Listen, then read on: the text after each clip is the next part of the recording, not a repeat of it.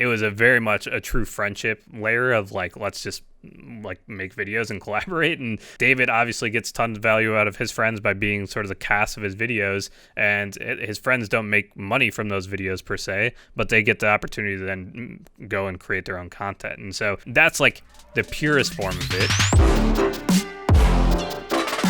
What's up, everyone? Welcome to episode 3. Had a lot of fun on the first 2 topics. Kind of wanted to roll into the third one with something a little similar. I want to talk about content houses, something I've seen in the news a lot that people continually ask me questions about.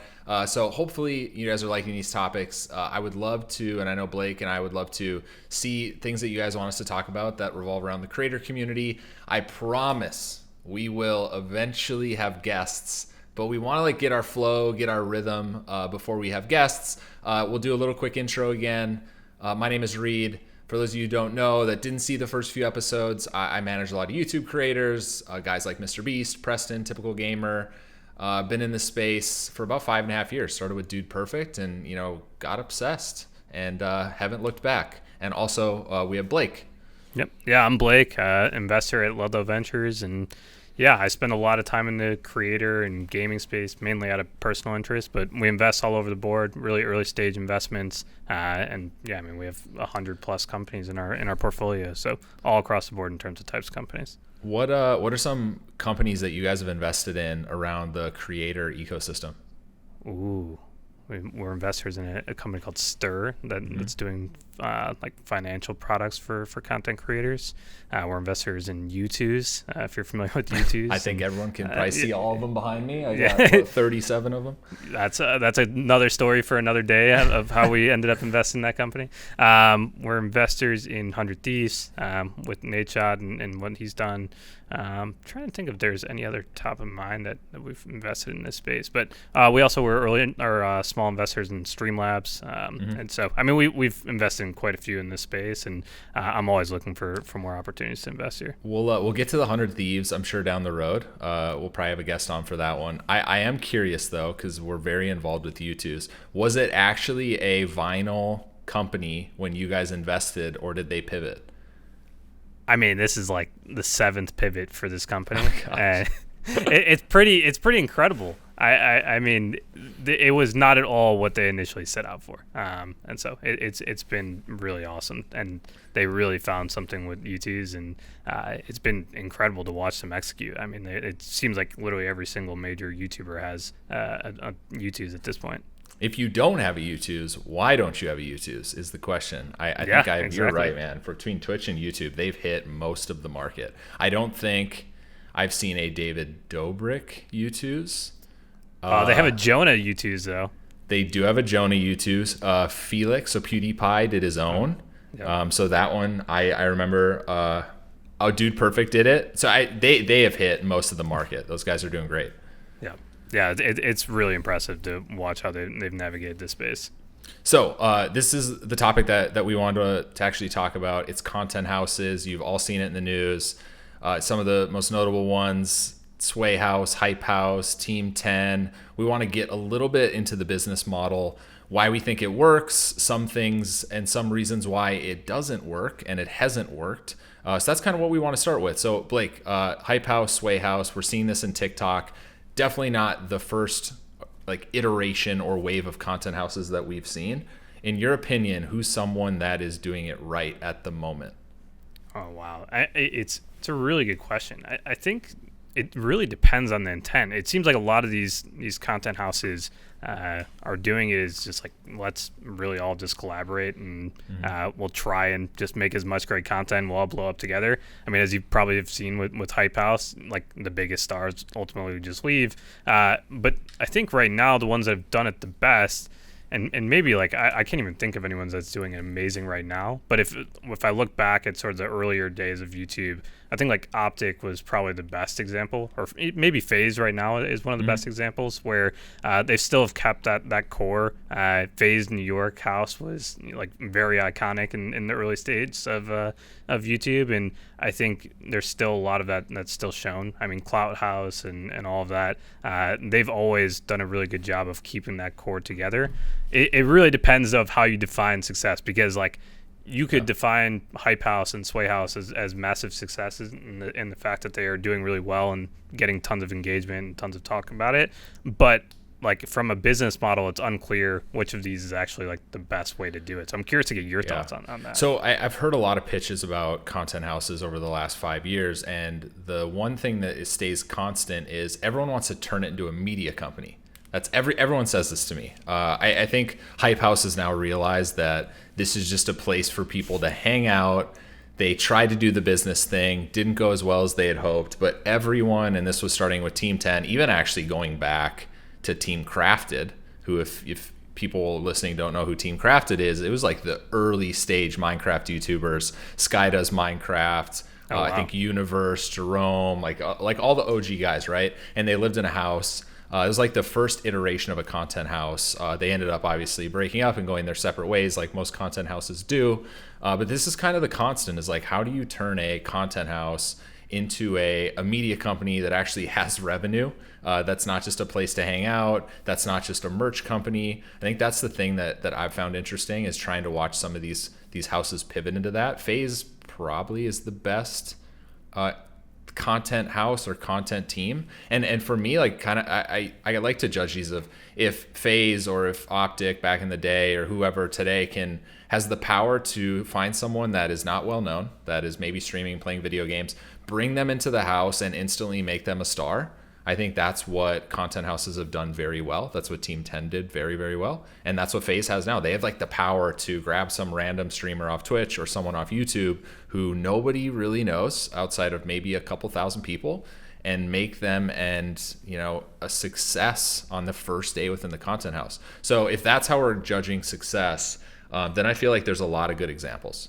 Yeah, I think the interesting thing to explore here is there's sort of the centralized and then like the decentralized version of these content houses, where you have some that really accrue all to one major brand, and that seems to be the focus, and you actually don't let the other creators create their own personal channels and let them thrive. Like even Nelk in some ways, like Kyle and Jesse are really having all the value accrue to Nelk as a brand rather than their own personal channels. And Dude Perfect's probably the best example of this. I know they're not a content house, but they're definitely like a collab group, and I think they've all basically opted towards let's build all or have all the value accrue to one specific channel or one specific brand, which is obviously very different than a Hype House, where it's just like at the end of the day, if you're someone within Hype House, you're going to be focusing on getting yourself most popular first and foremost, and then like Hype House will exist on the side of just being a collective, and maybe they'll sell merch one day, but that's just a very different dynamic than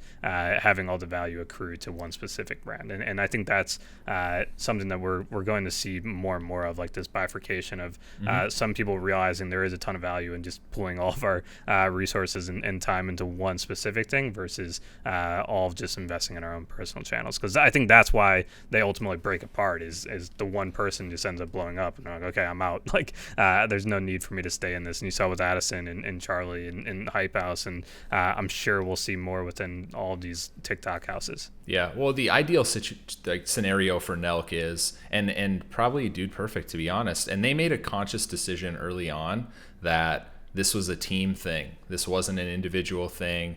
Dude Perfect was about the group. It wasn't about the individuals within the group. And I feel like Nelk has that same camaraderie. And so for Nelk, like I think for a successful content house or content group like Nelk, you want to be able to interchange people over the course of multiple years, right? That's what makes a successful content team or a content group like Nelk is, eventually when some of these guys are like, I just don't want to do this anymore, you just kind of recycle people in, right? Like, so you keep the brand going. I think over the next decade, it's going to be interesting to see like who stays around. Is there a world where Dude Perfect is still here a decade from now, or when Tyler and Cody and Kobe decide to step away and no longer want to do it, does the brand die? Right? I think that's the question. I don't know yet. I don't think we've seen a situation yet where someone's recycled in new talent and kept a brand alive. So that'll be interesting to see over the course of the next few years as some of these people cycle in and out. Yeah, and I think FaZe has actually done a really good job here. Like I think FaZe, obviously we saw the first iteration of FaZe House with like Rain and Adapt and Banks and these people. And I mean, there's tons of people now that only know FaZe probably through like Rug, or random people that have joined later on. And I think that's super, super powerful for them, and probably one of the best indicators that they're onto something really massive, and that like everyone just knows what FaZe is. And they've leveraged the fact that all of those guys were really big stars early on, and that helps sort of create this next generation. And obviously they're still active, but there's a ton of room for new people to grow and become the next Banks or adapt within FaZe, and I think that's really, really interesting. Do you think that we'll see, and we saw this in esports with FaZe, 100 Thieves, all raising capital, do you think that we'll start seeing YouTube groups like Nelk, Dude Perfect, the new generation start raising venture capital, raising from private equity to really scale out a bigger business?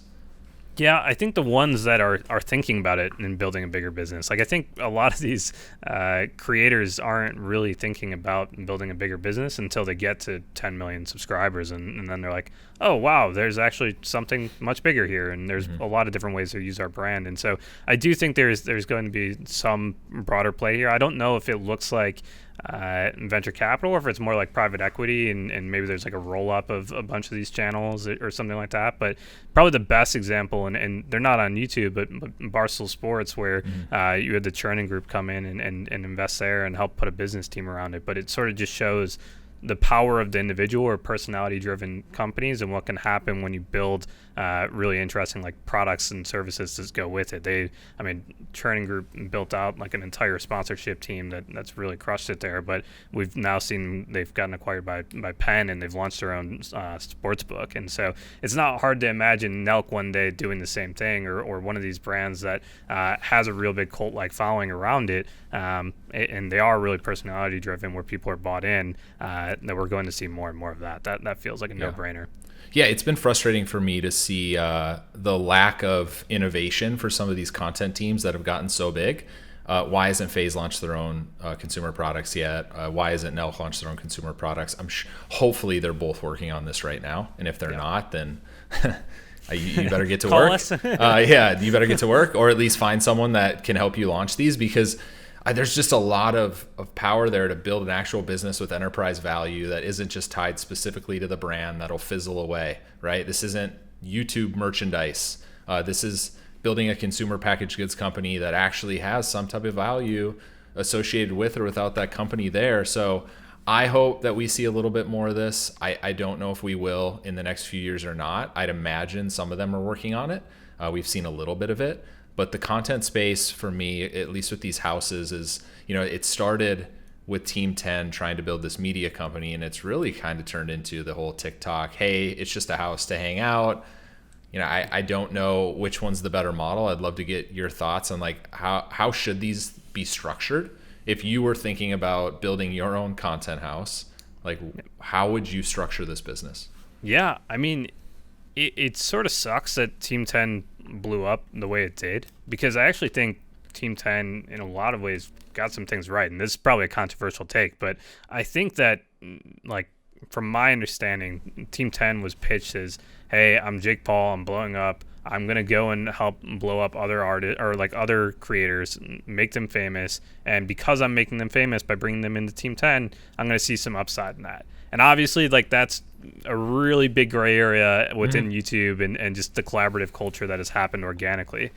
But it worked, right? Like, he helped blow up quite a few people, and I don't know if those people who were in Team 10 would deny that Jake played a major part in helping to establish them as like influencers and creators. And so that is, it's one that I don't know. Like, I think someone will crack. Like, I think someone will somehow figure out how to get into that space, and maybe it's you structure it as a management company or something like that, where instead of maybe taking a percent of AdSense or something like that, you're just like, hey, we are now going to be your managers, and for helping to give you exposure, we're going to become sort of this like full service manager that I helped blow you up, but now I get like a percentage of your brand deals or something like that. And so that might be the optimal way to do it, but it's still unclear, because I really do think there was something there, and that he clearly demonstrated that he could give these smaller creators a ton of or a huge boost. And the bigger issue is like if you give someone a huge boost, a lot of them don't necessarily know what to do with it. But he was really good at creating content around all of them, and it seemed like they were really onto something. But obviously, as you get them to a certain point, it's just like, okay, well, I don't want to be giving a cut to Jake anymore or Team 10 anymore, so I'm just going to leave.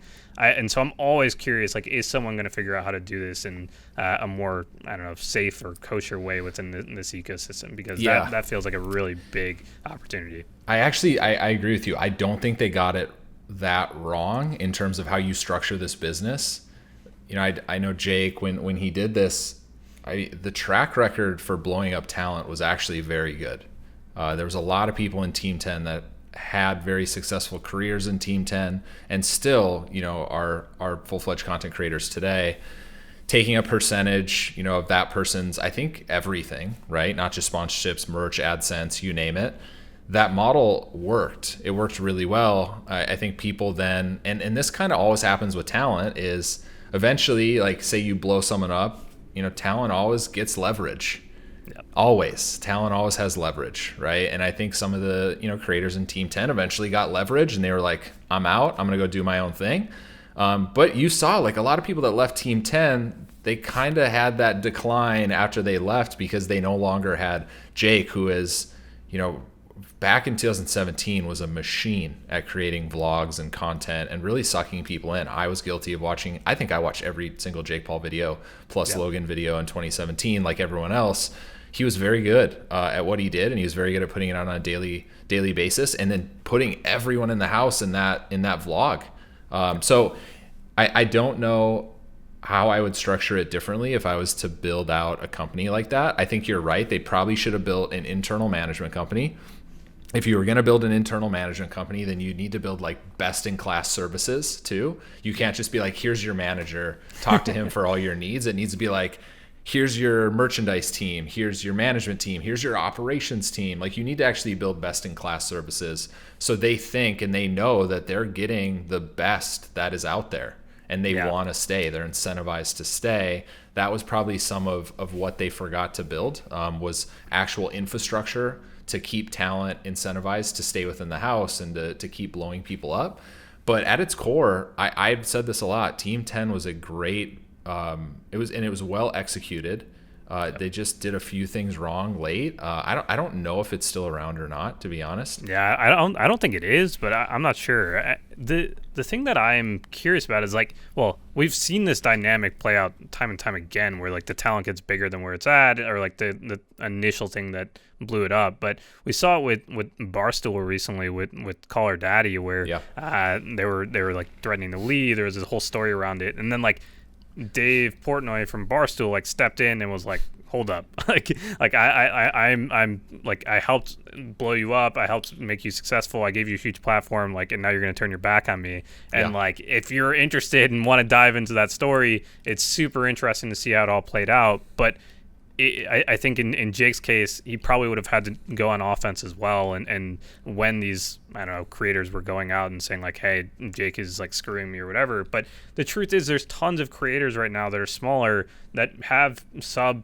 100K subscribers that would be like, I'd give a percent up to X, Y, and Z person if they got me to 1 million or 2 million subscribers overnight. And like, so it's not a bad pitch. I think it's just once you're in the position of, oh my gosh, now I have 2 million subscribers, like you almost forget like how you got there. And so you're just like, and of course you probably have new managers or agents poking around and being like, you don't need to keep paying Jake all that money. And so we need to figure out how to get you out of that contract. And so I just imagine that that's what's happens in those situations. And that's a really tricky thing to solve for. But I do think there like was something directionally right about what he was exploring there, and in order for like future people to explore this, like I think people have to get used to people getting upside and helping blow them up. It's not that different than a record label, signing talent. And obviously there's tons of people that probably have controversy around record labels and how they are as well. But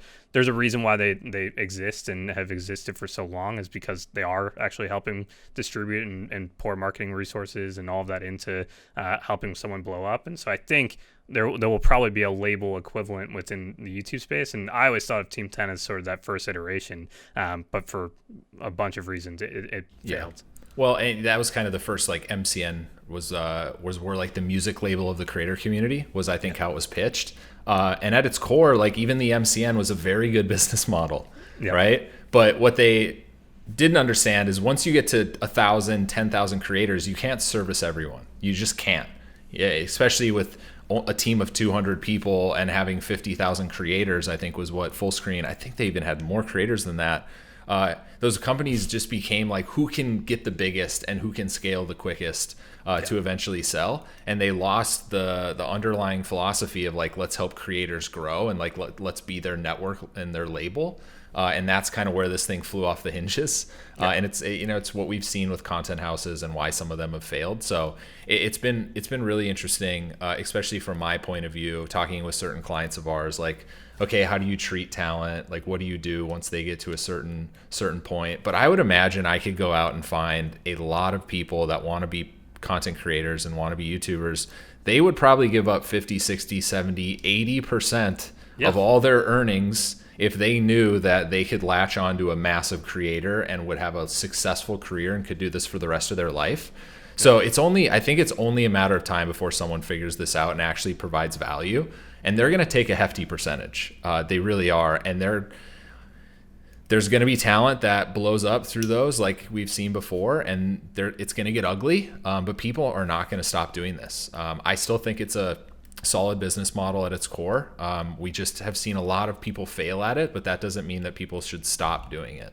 Yeah, and for what it's worth, like we've seen the complete flip side of this work as well, right? Where you have David Dobrik in the Vlog Squad, where David is seemingly not taking anything from those, like, and really, and it was a very much a true friendship layer of like, let's just like make videos and collaborate. And like David obviously gets tons of value out of his friends by being sort of the cast of his videos, and his friends don't make money from those videos per se, but they get the opportunity to then go and create their own content. And so that's like the purest form of it, and he's done a good job of navigating on any and all drama within it. So there hasn't been literally any drama that I know of that's major within that, and that's been a great thing to have. But if you are trying to explore as a bigger creator, like, hey, I have tons of people that are constantly hitting me up to collaborate and they're smaller, how do you explore that? And how do you actually like, you know that you are going to give some level of clout, I hate to say the word, but like you are going to give something to the smaller creator, and so how can you actually align that and make that work is one of those questions that needs to be solved like over the next couple of years, because there is going to be more and more of this collaboration that happens, and if you can make it work for both sides, then everyone will benefit. Yeah, and we're also, and this was back to the Call Her Daddy example that you brought up, but we're seeing some of these companies then build specific intellectual property like Call Her Daddy or other things with other organizations, and then it's the question of like, who actually owns that property? If that talent leaves, do they own that property? And in the Barstool example, they owned Call Her Daddy. And this actually, so I was thinking about this the other night, and you and I kind of talked about this off podcast, but I was thinking about Jackass and the situation with them, and everyone hopefully knows who Jackass is and the success that they had on MTV. They were, and they had a very successful career, but they were probably 7 to 10 years before they could have potentially owned the distribution, owned the IP, owned all the rights to the movies, owned the show.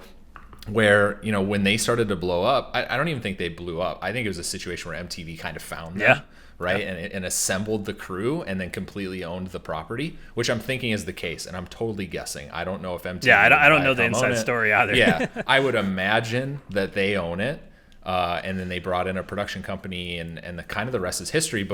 And the reason it came up was I saw Steve-O. I was doing a comedy tour, and he's having a very successful YouTube career. He started a channel. It's doing great. But it just kind of got me thinking of like, wow, they actually don't have any ownership over the property that they were a part of for so long. But had they have been in this generation of YouTubers, they, potentially could have formed around a YouTube channel, owned the channel, had ownership, some type of ownership over their content. And it's just not the case. And so it's just a kind of an interesting example for me of like a content group pre-YouTube owned by a larger organization who owned everything. And for the most part, I don't think it ended poorly for anyone. I would imagine they're going to do some kind of a movie in the next like 5 years just to kind of bring everyone back. But yeah, that was like something you and I were talking about off camera that came up. It's super interesting. There's a question that I'm always thinking about, and like, which is just like, if you were to start, I don't know, so and so business today, like how would it look? You know, like if you were to start, I always say to like the Yes Theory team, I'm like, if you were to start like Patagonia today or something like that, it would probably look close to how Yes Theory has positioned themselves. And I think like Nelk in some cases is like Jackass meets Barstool, right? Like, it's like if you were to start those today, like it probably looks like Nelk. And so I think there's a lot of really interesting things if you just look probably in the past 10, 20 years of some of the biggest either media or just brands in general. We're going to see probably all those recreated, but within like a personality driven world where you have these teams ideally again coming together for the bigger thing, which is actually seems to be just like an overall theme that we've talked about across both of these previous episodes as well, where it's like try and create something that has more value than just yourself, you know, like have value accrue to something bigger than just your own personal brand, and build other things. And I think when you have it accrue to a larger brand like a Dude Perfect or a Jackass or a Nelk or something, the opportunities to build things around that there's a multiplier on that. And I think there's going to be a lot that happens within this space. Yeah, someone brought it up today actually that I was on a phone call with that I was like, has there been a company fully incubated by influencers that's been not only successful, that's kind of hit that unicorn stage? And the one that he actually shouted out was Gymshark. Oh, yeah. Which I think they're now a unicorn. I can't remember what their last round was, but I would probably make the argument that company was fully influenced by content creators and Instagram influencers, right? Yep. And this isn't the first time that this is going to happen. Over the next decade, we're going to see this happen a lot more once creators really understand that, like, yes, I can have a cute t-shirt and hoodie company, or I could actually build something with value and actual enterprise value that lives beyond my creation career when I don't want to make YouTube videos. That's to me, that's where all this is headed, and it's what content houses need to start thinking about. I know that Hype House launched a merchandise company, there's Hype House hoodies and things like that. What they should have been thinking about is like, what product company could we launch that is sustainable outside of just launching a t-shirt that is going to have a shelf life of 2 months and then people are no longer going to be interested in it. And to me, like, there's also a big opportunity we talked about earlier with content houses, but that's like what some of these people should be thinking about, is like, what businesses can we actually incubate with this specific house? Yes. Understand what your actual brand and identity and audience is, you know, and what is your audience like, right? Like, we keep talking about Nelk, but it's such a clear, their audience is just so clear that it's like, okay, well, maybe you build alcohol, maybe you like move into cannabis, maybe you move into gambling. Like, there's so many clear, obvious extensions of their brand. But the more that, like, if you are this content house, or you have a very clear read on what your audience is, like, you should and can build great businesses around the community that you have, which is the holy grail. Like, you get to ask the question as a creator, just what can you build like for your audience, which is a very different question than like what should I build in general. Like, you now have this idea of, okay, I know what my audience is, what can I build for them, which is just totally different dynamic. Yeah, build an audience than a product, not a product than an audience. That's been the general switch that we've seen over the last 5 years, and it's just going to continue to stay like that. And I see people harp on it all the time on social media. I've seen you talk about it. I hope all content creators, and really, like, we're kind of talking about the top of the pyramid right now of like content creators. So if you're a smaller creator and you're listening to this, and maybe you're thinking about, like, do I join a content house? Is that the right play for me? These are probably some of the things you need to be thinking about, is like, what structure am I comfortable with? What percentage of my revenue am I comfortable giving up? And you want to look at it down the road. You don't want to be like, okay, yeah, 30% sounds great because I'm making nothing. Everyone's like, of course, 30% sounds great when you're making $0, but you need to think about the scenarios of like, okay, when I'm doing really well and I have 1 million subscribers and I'm making X amount of AdSense, am I going to be okay giving up 30% for the next 4 years? That's the question that smaller creators need to ask themselves. And I don't think any of them did early on in Team 10 because it got to that point and all of them were like, "What? Why? Why am I giving Team 10 this massive percentage?" I don't want to generalize this to just bigger creators. I do want to provide some value to the smaller creators trying to figure it out. Yeah, I mean, we're seeing it a bunch right now on TikTok, right? Where you have, I mean, new houses seemingly are popping up every single day, and they're all over the place. And again, even the structure of those is different. You know, like some of those might actually just be like, we're gonna do brand deals for the overall brand, and more of that centralized model, or it's like they're all just living there as friends, and we're all gonna like. From my read on the outside, it seems like Sway House and Hype House are very much like, we're just going to benefit off of each other's clout and being in each other's videos. And that is a very different dynamic than sort of like the Jackass or Nelk or the centralized brand approach. But there is tons of benefits of being in groups where you all are very clear that, hey, we're gonna benefit off of just making videos together. And Hype House obviously was at the very early stage of this, where it was just like, let's all just take big creators, put them in one house, and we're all gonna hopefully become more famous as a result of that. Which is like at the core what I think content houses are. It's just, what do you do from there? Is because ultimately, as we've seen with Hype House and I'm sure with Sway House, where people just leave once they get to a certain point. So they're not like, those are just like sort of stops along the ride, and might be just like you look back in 10 years and you're like, oh yeah, I was in Hype House or I was in Team 10. But if you want to build something bigger as a content house, then that's a whole other discussion. Yeah, and that is like Hype House's philosophy. Come and go as you choose, right? We have multiple people that show up throughout the day. Let's film good content. If people blow up, great. Then you have your own brand and you can kind of go do your own thing. Both examples work and have worked. I think with Sway and Hype House and a few of the other ones, like, it's working really well. I wouldn't argue that it's not. The other model works really well. You just kind of have to fine tune like what you think is right for you in this given moment.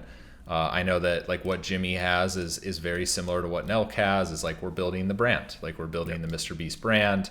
The interesting thing for me too is like, where's this going to be in 5 years? Are we going to see people from the Hype House, Sway House? Is this going to be like the next version of the Mickey Mouse Club? That's actually how Jake, I believe I can't remember the deck. I remember seeing this deck like 4 years ago or 3 years ago. I think that's what was like one of the lines in there is like the next generation of the Mickey Mouse Club. And that's really what these things are. Like, there are these organizations that are building the next generation of celebrity talent, which kind of leads into like me thinking, and this was my philosophy 5 years ago when I started this business, that digital talent will overtake traditional talent. It's just a matter of time. It's where the eyeballs are going. Athletes are now trying to step into YouTube. Some of them are a little too late to the game, and they're going to have a hard time competing on the content scale of, hey, I stream once a day. Hey, I put out 6 videos a week. Hard to do that as a football or basketball player, but at least they're trying, and some of them are getting involved, and like guys like Kevin Hart and obviously Kevin Durant, like, they're doing great. They're killing it, and it's been fun to see. So that's like my overall philosophy on this space, and these houses are just kind of furthering that of like, how do we blow up talent as quick as possible, kind of foster them, and then see where their business goes. Yeah, I mean, it plays into just like the viral hack of what we know works on YouTube. And I know we talked a little bit on the last episode of just like the algorithm and things like that. But the clearest way to grow on YouTube, it seems, is to collaborate with others. And like, if you can, I don't want to say like leech, but if you both can benefit by being in each other's videos, then there's a ton of upside in that. And that's what like content houses at their core are, is just like collab culture to an extreme. And basically to the point of like, we're all just co-signing each other. And like, if you just think about the history of entertainment, so much of it is co-signing people. Like, you have rappers co-signing other rappers and things like that throughout all of just music. And labels typically were the people that were co-signing people in the past. And so now we're just seeing like, okay, other creators are friends with other creators and co-signing them. And some of them are making that more formally by being in content houses. And then there's tons that are just on the side, actually just collaborating straight up. But if you are a smaller creator, like I think prioritizing collaborations is a really, really strong way to actually just like grow. And I mean, obviously you have a ton of experience in this, and I mean, you look at like ZHC, and I'm sure you could talk to this like a lot better, but I mean, ZHC is like a master of this, of collaborating and figuring out a way to add a lot of value to really big stars within YouTube, and helping to like grow off of that. Yeah, and it's not the first time we've seen it. It's not the last time we'll see it.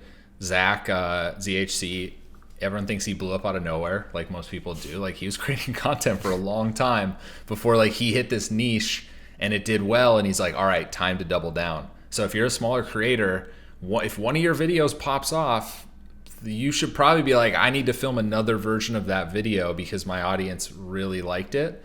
And that's what Zach found. And he started doing Charlie D'Amelio and Marshmello and Mr. Beast, and he just kind of started hitting everyone. And he has a bunch lined up for later this year and early going into next year. And it wasn't really like him leeching as much as like him providing value with like customized bags and all these like cool, like a Tesla that he drew on. That's just another way that people, like, we've seen people blow up. And he created a new genre of content on YouTube. I don't know if he specifically created this customization culture, but he's at the forefront by far of this customization culture on YouTube in this niche, and it's been a lot of fun to watch. Yeah, and really at the core of it, it is the collaborative nature of it. It's just like, going and providing value. Like, so much of this is like, I think every creator is looking for content and like a way to make good content, especially the creators that are like lifestyle content creators, like a Charlie or people in Hype House or something like that. And so when you actually go to them and you're just like, hey, this is like something that we're delivering you that's outrageous, like a custom painted Tesla, it's like, oh wow, that's actually just an amazing thing for my video as well. So thank you for that. And I think that is sort of like the viral hack that ZHD has touched on here. So I think it's really, really interesting. Yep, he gets content for his channel. They get great content for their channel, probably for multiple videos. Like if he's delivering a bus that he customized for the Hype House, Lord knows where that's at. Because I don't know how you even get a bus up to the Hype House. For me, like if I'm a small creator and I'm on TikTok, I'm on YouTube, I'm trying to make it, should you be in a content house? I think if I was in that position, I would be trying to leverage to get into some kind of a group or to put a group together, because there is strength in numbers. One of our clients, Preston, actually was in a Minecraft group called The Pack. It's like a lot of the OG guys. Lachlan was in there, who is now killing it on Fortnite. And now some of the Pack members obviously have gone on to have their own successful careers. But a lot of those guys would probably attribute what they did as the Pack in that group. And they weren't building a brand. The Pack wasn't a brand. But it was 5 to 6 creators all making Minecraft content, all helping each other creatively, all coming up with ideas. There's a lot of value in that. So if you're a small creator, you need to think about like who can help, or who can I help, and how can we do this as a team? That's where this is also very successful. And so I hope more people on TikTok and YouTube are thinking about that, especially Twitch. Like Twitch is another one, especially with Among Us becoming so popular. Like how can I get in a group to provide value and funny commentary so they have good videos, as well as like helping me grow. Yep. Yeah, I mean, it's funny. If you look at Twitch right now, it's basically become this, right? Like the top streamers all just stream with each other, and it's hard to break into that. And it's like, how do I get into that Among Us group if you're an outsider looking in? And the reality might be you can't get into that group, but like then you should just be finding your own group that is just as entertaining and trying to create the next pack, that you mentioned, and build your crew that hopefully all comes up together, or one of you breaks and you continue to play with each other, and hopefully all reap the benefits of it with it as well. So I think that is just like what I would be doing if I was a content creator right now, is trying to find my career that I believe is really entertaining, and that you would be willing to bet on yourself. Like, like you're like, I really think they're going to be a big star, and so I want to align myself with them. That is going to be like, that will pay huge dividends in the end, because not only are you like building a genuine friendship with those people, but you're going to hopefully be able to benefit off of it as well, and vice versa. They will hopefully be able to benefit when you start to explode as well. So that's how I would view it. Yeah, I think Preston would say that the Pack so easy to film with for him. It was easier for him to get videos out because he had a group of guys to come together and like help him creatively. Like you said, there's a lot of benefit in that. There's a lot of benefit into having a lot of like energetic people in the group. So when you are Twitch streaming, you're like, man, I just got a great YouTube video or Twitch clip out of this. So again, I as a small creator, so we're not just like talking, all about like what the large creators and groups are doing. I would potentially think about how I can leverage myself to get into a group or to create a group to grow. And again, I would call it a content group, content house, whatever you want to call it. There's like 3 versions right now that we've kind of discussed, all of which have been very successful. We've given you guys multiple versions of each of those being successful. I kind of wanted to finish with a conversation about 100 Thieves, company you're involved in pretty heavily as a board member, investor. How are they thinking about, and don't give away too much because I'd like to have someone on from 100 Thieves, but don't give away too much. But how are they thinking about building out a content group? Because we have a creator that's in 100 Thieves. Obviously, Nadeshot is signing more creators. He's very involved in content. Out of curiosity, like how do they think about how you build this into a larger media empire? Yeah, I think everyone within this like the esports team space, there's tons of money that has flown into it from the venture capital side.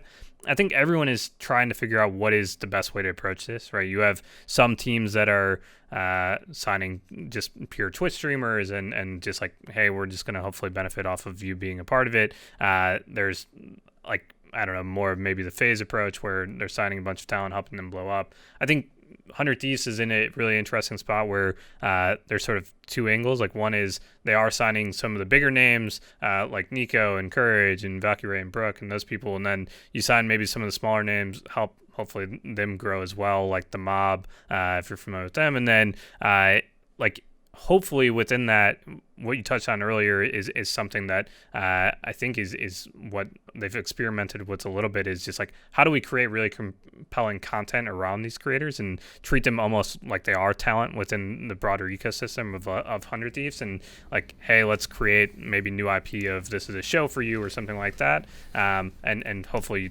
both parties will benefit a ton by having the resources of a production team at 100 Thieves behind them, but also then like you can have access to sponsorships and things like that as well. So it's hopefully a very collaborative side of it, but hopefully the real end goal is building like real IP in the same way that Barstool has built great IP around their talent that they've signed as well. Yeah, it's focusing on podcasting, other shows. Yep. Makes 100% sense. Barstool's had a lot of success with that in the podcasting space. I'm interested to see if 100 Thieves eventually comes outside of or goes outside of just a merch company and goes into more consumer products. I'm sure you can't spill on any of that.